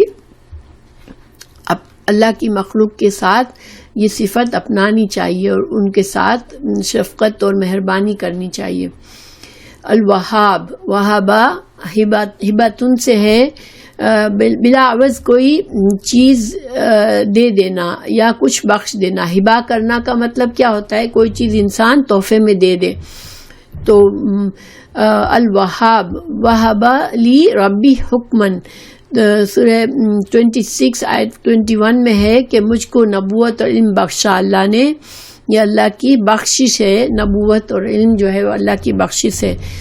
ربنا ہب لنا من ازواجنا ذریاتنا قرۃ اعین، دعا ہے اللہ تو ہمارے پروردگار ہم کو ہمارے شوہر اور بیویوں کی طرف سے دل کو چین اور اولاد کی طرف سے آنکھوں کی ٹھنڈک عطا کر۔ تو یہ بھی اللہ تعالیٰ، ہم پہلے پڑھ چکے کہ اللہ تعالیٰ ہی دلوں کو پھیرتا ہے، اللہ ہی دلوں میں محبت اور شفقت ڈالتا ہے۔ تو اللہ تعالیٰ ہمارے آپس میں، فیملی میں، بچوں میں، شوہر بیویوں میں اللہ تعالیٰ محبت اور ایک دوسرے کے لیے دلوں میں نرمی اور سکون اور آنکھوں کی ٹھنڈک ڈال دے انشاءاللہ، آمین۔ وہب لنا من لدنک رحمہ، اور دوسری دعا ہے سورہ آل عمران میں 8 آیت، ہمیں اپنے پاس سے نعمت عطا فرما۔ اللہ تعالیٰ سے ہی ساری نعمتیں دینے والا ہے اللہ تعالیٰ۔ وہب لنا من لدنک رحمہ، اللہ اپنے پاس سے ہم کو بھی رحمت عطا کر۔ اللہ کی صفات وہاب، اللہ تعالیٰ ہر ایک کو بقدر استحقاق بخشتا ہے۔ اللہ تعالیٰ جو بھی ہمارے پاس، ہماری زندگی، ہماری جان، ہماری قوتیں، ہمارا جسم، ہماری آنکھیں، ہمارے کان، ناک، صلاحیتیں، سب کچھ جو ہے کیا ہے اللہ نے ہمیں عطا فرمایا ہے۔ ہم نے اللہ کو کچھ پے نہیں کیا، اللہ نے ہمیں اپنی طرف سے تحفہ دیا ہے، تو اس تحفے کی ہمیں حفاظت کرنی ہے انشاءاللہ اور اللہ کا شکر گزار بننا ہے۔ واہبن فی، اللہ کی صفت ہے، واہبن بھی اللہ کی صفت ہے، اور وہاب بھی۔ واہب فاعل، اس میں فاعل کا وزن ہے، عطا کرنے والا، نعمتیں دینے والا۔ تو ہم جب اپنی آنکھوں کو دیکھیں، جب ہم اپنے ہاتھوں کو دیکھیں، ہم اپنے جسم کے ڈفرینٹ اعضاء کے فنکشن کو دیکھیں، تو ہمیں سوچنا چاہیے یہ اللہ ہی ہے جس نے مجھے یہ سب عطا کیا، میں نے اللہ کو کچھ نہیں دیا تھا، اللہ نے مجھے ایسا پیدا کیا اور اللہ نے بہت سو پر مجھے فضیلت دی، تو ہمیں شکر کرنا چاہیے اپنی نعمتوں کا۔ پھر امندہم خزائن رحمت ربک العزیز والوہاب، الوہاب کی صفت قرآن میں آئی ہے سورہ صاد آیت 9 میں، کیا ان کے پاس تیرے زبردست فیاض اللہ کی رحمت کے خزانے ہیں؟ کیونکہ آپ صلی اللہ علیہ وسلم کو جب نبوت ملی تو بہت سے لوگوں کو حسد ہوا، تو اللہ تعالیٰ فرما رہے ہیں کہ اللہ نے نبوت کی جو رحمت ہے، جو تحفہ ہے، وہ اپنے رسول صلی اللہ علیہ وسلم کو دیا، تو یہ اللہ کا فیض تھا۔ کیا ان کو کنٹرول ہے؟ جو لوگ اعتراض کر رہے ہیں اللہ کے فیصلوں پر، کیا ان کے پاس اللہ کے خزانوں کا کنٹرول ان کے پاس ہے جو وہ اعتراض کر رہے ہیں؟ اللہ مالک ہے، اور اللہ تعالیٰ تمام خزانوں کی ملکیت اللہ ہی کی ہے، تو اللہ جسے چاہے دے دے وہ۔ تو یہ الوہاب کی صفت اس میں ہے۔ پھر المحیط، ہا واو تا، حائط، الحائط، حائط وہ دیوار ہوتی ہے جس کے ذریعے کسی چیز کی باؤنڈری بنا دی جائے، ٹھیک ہے، کسی جگہ کی گرد باؤنڈری بنا دی جاتی ہے دیوار سے، تو اس کو ہم کیا کہتے ہیں؟ احاطہ کر دیا، اس چیز کو احاطہ کر دیا. اور اس کا مقصد کیا ہوتا ہے؟ ایک تو حفاظت کے لیے ہوتا ہے کہ اس چیز کو محفوظ کر دیا گیا. تو اللہ تعالیٰ نے فرمایا الا انہ بکل شیء محیط، سن لو جو ہر چیز پر احاطہ کیے ہوئے ہیں. اللہ تعالیٰ اپنی مخلوق پر مکمل احاطہ رکھتا ہے. تو اس میں یہ بھی معنی کہ اللہ مخلوق کی حفاظت کرتا ہے پوری طرح سے، اور اس میں دوسرا معنی یہ کہ جب کوئی چیز احاطے میں ہوگی تو اس کو پکڑنا آسان ہوتا ہے. اللہ تعالیٰ مجرم لوگ جو ہیں، نافرمان لوگ ہیں، دنیا میں سمجھتے ہیں ہم آزاد ہیں، مگر اللہ تعالیٰ کی باؤنڈریز میں سے باہر نہیں ہے. اللہ تعالیٰ جب چاہتا ہے ان کو پکڑ لیتا ہے. پھر الجواد، جیم واو دال، سخاوت جو ہوتی ہے وہ جود کہلاتی ہے. سخاوت، سخی آدمی جواد ہوتا ہے، تو جو خزانوں کو کھلے دل سے خرچ کرتا ہے، ٹھیک ہے، چاہے ذخیرہ علم ہو چاہے مال ہو، تو وہ سخی ہوتا ہے. اب مال خرچ کرنا کا مطلب یہ نہیں ہے کہ فضول خرچ کو سخی نہیں کہتے، ٹھیک ہے، کہ فضول خرچ آدمی ہے وہ ہم کہیں گے وہ بہت سخی ہے. سخی وہ ہوتا ہے جو اپنے مال سے یا اپنے علم سے دوسروں کو فائدہ کرتا ہے، دوسروں میں بانٹتا ہے، وہ سخی ہوتا ہے، ٹھیک ہے. تو سخاوت اللہ سبحانہ تعالیٰ کی صفت ہے، اور بندوں میں اللہ پسند کرتا ہے اس صفت کو. اللہ تعالیٰ کے خزانے کبھی ختم ہونے والے نہیں ہیں، اور وہ اپنے خزانوں سے دن رات اپنی مخلوق کو نوازتا رہتا ہے. حدیث صحیح الجامع میں ہے، صحیح البانی کی حدیث ہے، ان اللہ عز وجل جواد یحب الجود. اللہ تعالیٰ جواد ہے، اللہ تعالیٰ سخی ہے، اپنی رحمتیں دیتا رہتا ہے بندوں کو، لیکن بندوں میں بھی سخاوت کو پسند فرماتا ہے. اللہ کے بندے بھی، اب اللہ نے اگر اس کو نعمتیں دی ہے کسی بھی طرح کی، تو وہ اس نعمت میں فراخ دلی سے کام لے اور دوسروں کو فائدہ دے اس نعمت سے. تو اللہ تعالی ہمارے اندر بھی یہ صفت ڈال دے کہ ہم اپنی نعمتوں میں شیئر کریں لوگوں سے. پھر الصبح، سین باہا سے ہے، ہوا میں یا پانی میں تیز رفتاری سے گزرنا. الصبیح، تسبیح جو ہے، ہم تسبیح کرتے ہیں تو ہم کیا کرتے ہیں؟ اللہ کی عبادت کرنا تیزی سے. تسبیح میں ہم ریپیٹڈلی ایک نام تسبیح کرتے ہیں، اللہ کی تعریف کرتے رہتے ہیں، مسلسل ہماری زبان چل رہی ہوتی ہے. اسی طرح فرشتے تیزی سے تسبیح کرتے ہیں. قولی، فعلی اور قلبی ہر قسم کی عبادت کو تسبیح کے نام سے ہم کہہ سکتے ہیں. حضرت عائشہ، صحیح مسلم کی حدیث ہے، سبوح قدوس رب الملائکۃ والروح، یہ نسائی میں ہے. تو رسول اللہ صلی اللہ علیہ وسلم کو رکوع میں آپ صلی اللہ علیہ وسلم یہ دعا پڑھتے تھے، سبوح قدوس رب الملائکۃ والروح، کہ اللہ سبحانہ تعالیٰ پاک ہے، تعریف والا ہے، اللہ تعالیٰ تعریف والا ہے، اللہ تعالیٰ پاک ہے، اللہ تعالیٰ ملائکہ کا رب ہے، اور روح جو ہے حضرت جبرائیل کے لیے آتا ہے، اللہ تعالیٰ حضرت جبرائیل کا رب ہے. اور روح کا لفظ، ہماری روح کا بھی اللہ ہی مالک ہے ظاہر ہے، تو اللہ تعالیٰ سبوح قدوس رب الملائکۃ والروح، تو اللہ تعالیٰ ہماری روحوں کا بھی مالک ہے. اللہ تعالیٰ اور روح جو ہے وہ حضرت جبرائیل کا لقب ہے، تو حضرت جبرائیل کا بھی خاص طور سے یہاں نام ہے. اللہ کی صفت کیونکہ اس کی تسبیح کی جاتی ہے، اس لیے اللہ کو سبوح کہا جاتا ہے.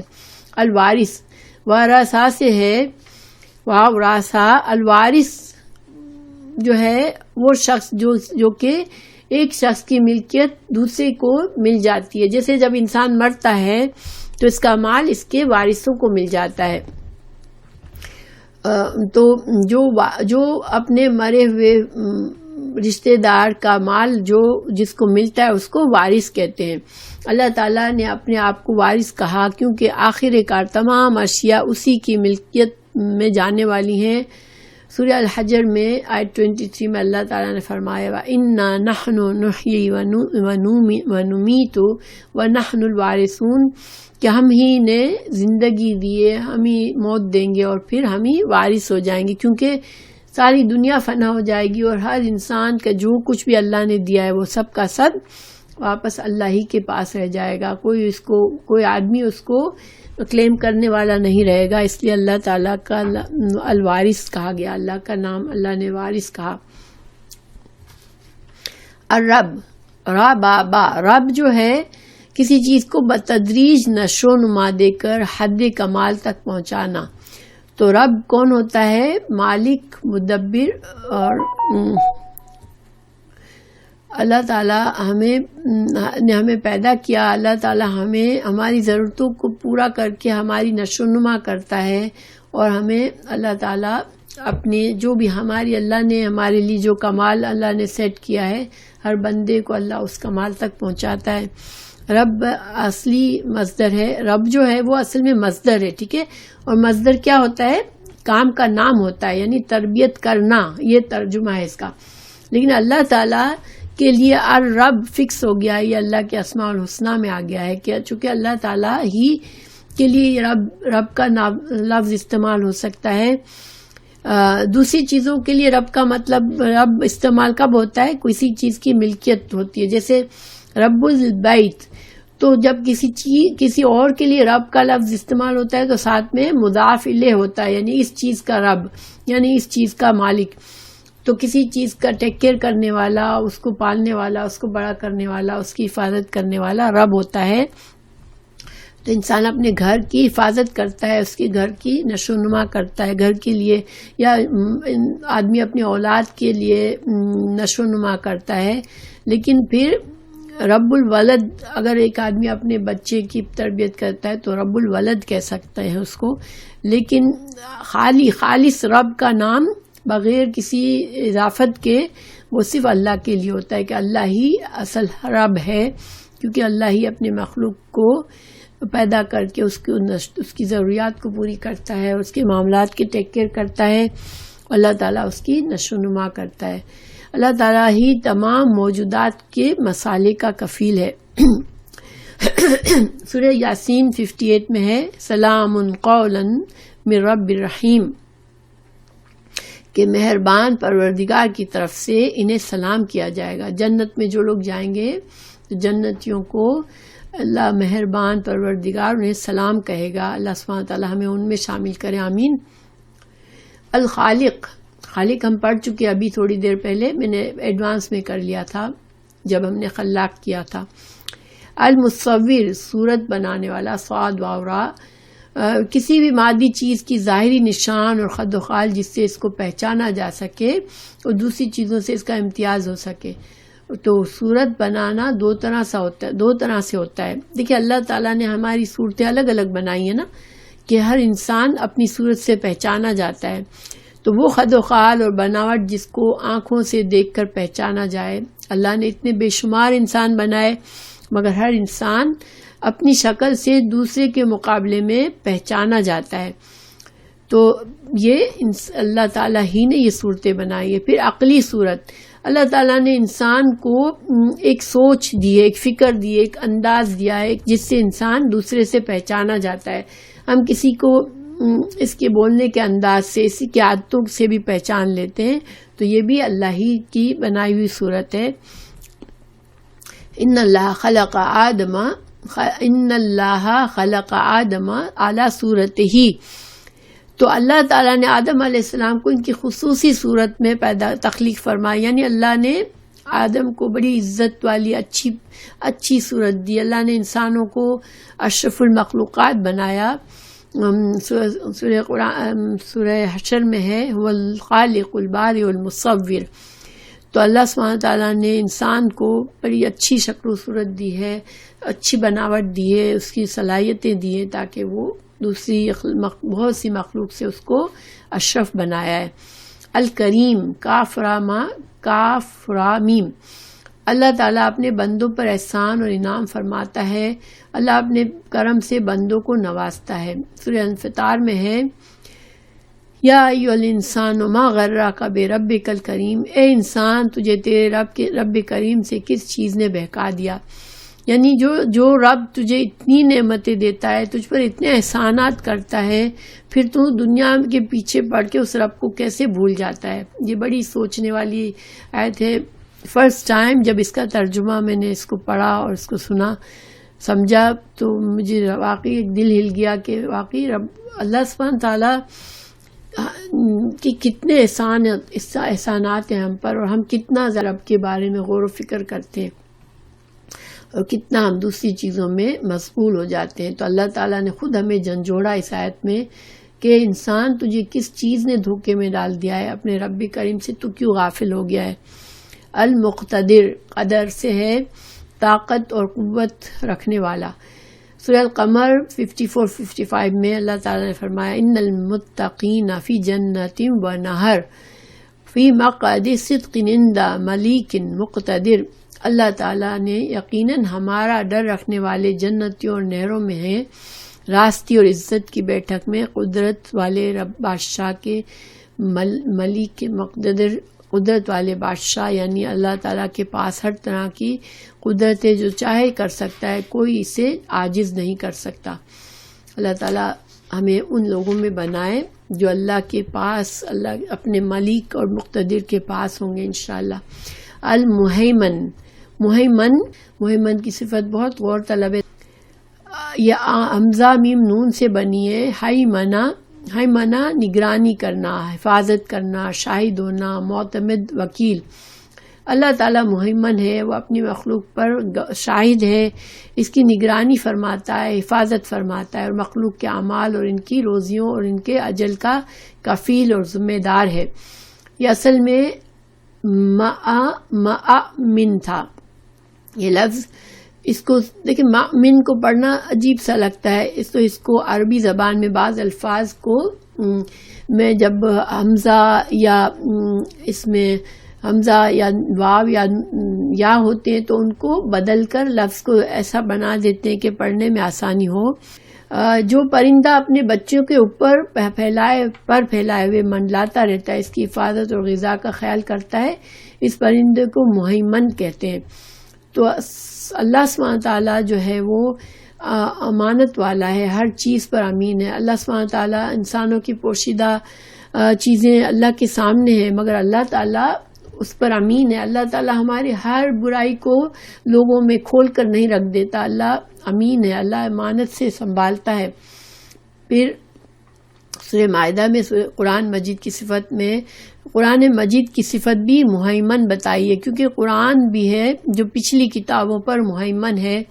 جو اللہ نے پچھلی کتابیں اتاری ان میں کیا سچ ہے کیا جھوٹ ہے وہ قرآن سے مقابلہ کرنے سے پتہ چلتا ہے۔ تو قرآن حفاظت کی ہے، قرآن نے جو پرانی کتابوں میں جو سچ باتیں ہیں اس کی حفاظت کی ہے قرآن نے۔ مہیمن، رقیب، حفیظ، شہید کا پورا معنی اس میں موجود ہے۔ مہیمن میں کسی چیز کو ضائع ہونے سے بچانے کا معنی ہے، یعنی انسان کے اندر جو کچھ ہے اور انسان کے بارے میں جو کچھ تفصیلات ہیں وہ سب اللہ جانتا ہے۔ تو اللہ سبحانہ تعالیٰ ہمیں اندر باہر ہر چیز جانتا ہے، ہمارے دل کے اندر کی باتیں بھی جانتا ہے، مگر اللہ تعالیٰ نے ہمیں دوسروں کے سامنے ہم عزت والی زندگی گزارتے ہیں، لیکن ہمارے ہر انسان کے نقص اور عیب اگر سب کے سامنے آ جائے تو کوئی انسان عزت والا نہ رہے۔ ہم کو چاہیے کہ ہم اللہ کے ساتھ، اللہ کے بندوں کے ساتھ اخلاص کا رویہ کریں اور اللہ پر مکمل بھروسہ کریں، کیونکہ اللہ تعالیٰ ہی ہمارے اندر اور باہر کے تمام حالات کا نگہبان ہے۔ تو الحمدللہ ہمارے اسماء الحسنہ مکمل ہوئے۔ تو جیسا کہ میں نے پہلے بتایا تھا کہ اللہ کے 99 نام صرف نہیں ہے، قرآن و حدیث میں اس سے زیادہ ہیں، مگر اللہ سبحانہ تعالیٰ نے ہمیں، چونکہ اللہ تعالیٰ وطر کو پسند کرتا ہے، تو اللہ نے ہمیں 99 ناموں کا کہا کہ 99 نام کم از کم ہمیں یاد ہونے چاہیے اللہ کے، اللہ کی ان صفات پر ہمیں غور و فکر کرنا چاہیے اور سمجھنا چاہیے۔ اور اگر ان کا تقاضا یہ ہے کہ ہم اپنے اندر وہ صفات پیدا کریں تو ہمیں ان صفات کو اپنے اندر پیدا کرنا ہے، اور اگر اس کا تقاضا یہ ہے کہ ہم ان صفات کو سمجھ کر اللہ کے ساتھ ہمارا جو بھی ہمارا معاملہ ہے اس کو درست کر لیں تو ہمیں درست کرنا چاہیے انشاءاللہ۔ اللہ سبحانہ تعالیٰ ہم نے جو محنت کی، جو سنا سمجھا، اللہ تعالیٰ اس میں کوئی غلطی ہوئی وہ معاف فرما دے، اور اللہ تعالیٰ ہمارے لیے اس وعدے کو پورا کر دے کہ ہم نے اللہ کے ناموں کو سمجھنے کی کوشش کی، اللہ تعالیٰ ہمارے لیے جنت کا ہمیں عطا کر دے۔ اور ہمارے گناہوں کو معاف فرما دے، آمین۔